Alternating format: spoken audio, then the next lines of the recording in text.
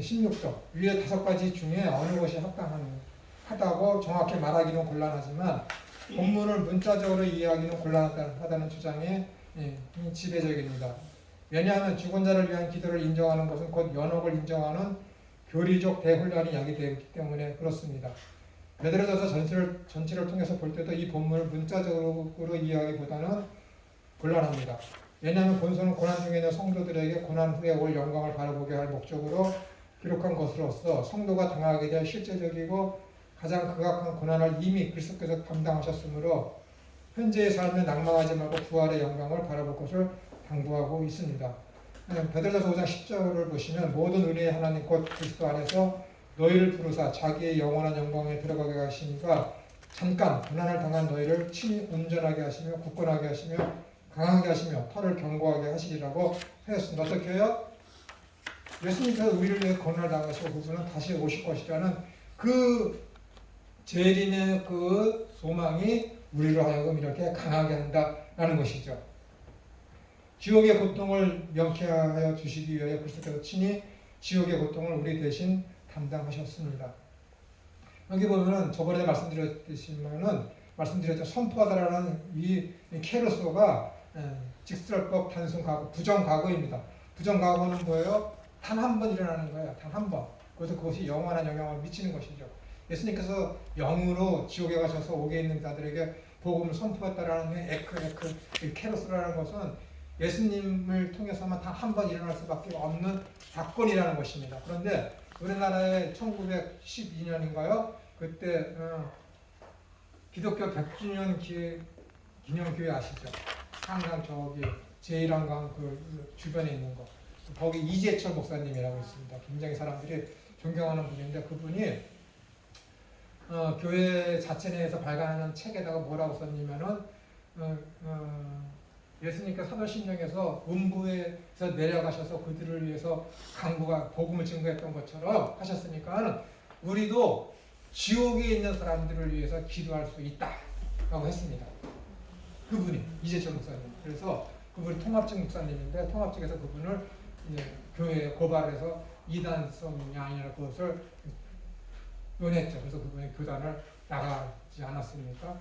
그러니까 그렇게 유명한 사람들도 이 베드로전서에 대한 왜곡된 지식과 이것을 음부 강화와 완전히 연결해서 하고 사도신경에 대한 그 단어를 음부로다가만 번역을 하니까 거기서 분명히 음부라는 단어를 쓰지 아니하고 죽음의 깊은 곳으로 내려갔다라고 표현하고 있지 않습니까? 그것을 그냥 문자 그대로 영어를 본따서 지옥이라고 했기 때문에 그렇게 이제 이단의 시비에 걸리고 교단에서 나가게 되는 그런 일이 벌어지게 되고 있거든요. 그러니까 이거 아주 굉장히 한국에서는 심각한 문제입니다. 그러니까 여러분들이 오늘 저한테 이렇게 저번 시간에 잠깐 듣고 오늘도 이렇게 3시간에 붙어서 들으셨는데 앞으로도 이 문제가 여러분들한테 해결이 안 되고 계속 의문점이 있으면 계속해서 질문을 하셔야 되는 거예요.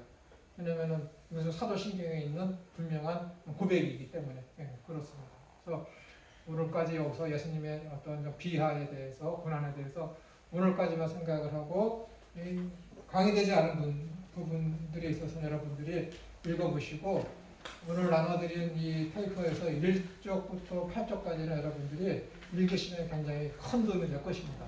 성육신이 무엇이고 그분의 고난이 무엇이고 왜 고난이 당하셨으며 했는지에 대한 그런 내용들이 1쪽부터 8쪽까지 있었기 때문에 제 실수였어요. 저번 주에 이거 갖고 와야 되는데 엉뚱한 거 갖고 왔기 때문에 그래서 앞으로도 강의와 연관되어 있지 않거나 하거나 의문점이 있는 성경 구절에 대해서는 반드시 질문하셔서 여러분들이 여기 계신 동안에 저뿐만 아니라 모든 교수님과 학장님을 통해서 여러분들이 필요한 모든 지식들을 다 얻어가셔야 되잖아요.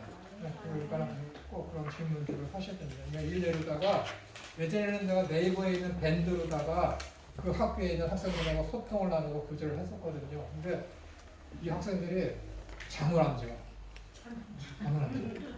새벽 기도 가다가 우리 교회 목사님이 이렇게 설교했는데 이 본문을 봤으면 그런 거예요. 내가 그런 걸 하지 않습니다. 그래서 오로지 메일로다가만 제가 질문을 받고 이 현장에서만 받거든요. 그렇습니다. 의문점이 있으면 언제든지 질문하시고 해주시면 고맙겠습니다. 기도하겠습니다. 하나님 아버지 감사합니다.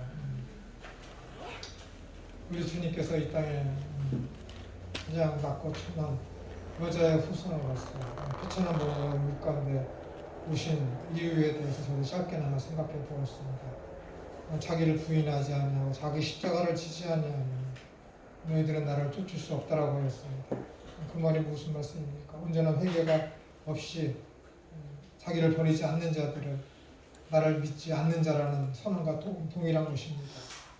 아버지 하나님 참 믿는 자로서 성령님을 통해서 내 마음이 부드러워지고 예수님을 그리스도 하나님의 아들로 영접한 자로서 정말 하나님의 영광만을 위해서 삶을 살고자 하는 저희들의 심령들이 다 되어지게 해주셔서 이제는 눈으로 귀로만 하나님에 대한 소식을 듣는 것이 아니라 눈으로 하나님을 볼 수 있는 체험하고 인식하고 확신할 수 있는 믿음의 바늘에 서서 어떤 고난과 시련과 어려움과 환경에 닥칠지라도 믿음을 버리지 아니하고 지켜나갈 수 있는 참된 주님의 백성들 다 되어질 수 있도록 은혜로 함께하여 주옵소서.